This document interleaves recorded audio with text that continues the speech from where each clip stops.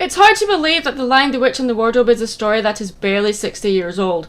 It's a little strange to say because even though the story is set in the 1940s, it feels so rooted in our culture that it can sit on the shelf right beside any Brothers Grimm story and not look out of place. The series of books have been adapted for television 3 times, and the most familiar to me was the BBC live-action adaptation released in 1988. Amazingly enough, even though this is one of my favourite series of books, I never took the time to watch the animated movie released in 1979. After watching it recently, I am a little relieved. This movie isn't bad. I mean, it's an Emmy Award-winning film and was directed by Bill Melendez, the guy who directed Peanuts. It's a pretty faithful adaptation, and almost every spoken line of dialogue is straight from the book. At first glance, you can probably tell why I am glad I never saw this version as a kid. The animation is really limited and pretty cheap, but once you see how much realism is in the story and how intelligent it handles itself, you often forget you're watching a television movie that was on a shoestring budget.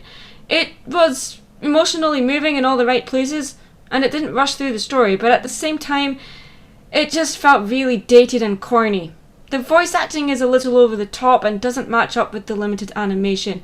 It's not expressive enough to hold up the grandeur of the actors or the story. The actors just try too hard here. But for the sake of historical significance, I would still give this a watch, guys. Just go easy on it. I'm Mad Munchkin. Stay creative. Hey, thank you so much for watching this video, and before you go, don't forget to click that like button and check out some of my other content too.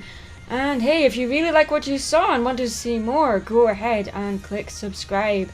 Don't forget you can also show your support by following the official Mad Munchkin Facebook page for convention announcements, as well as links to my 2 online shops where you can purchase some of my artwork. Also keep an eye out on the DeviantArt page for announcements on when I am open for commissioned work.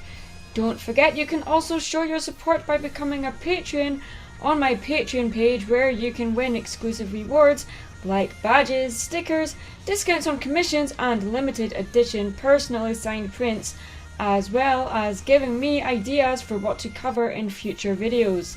Thank you so much for watching, and see you again soon.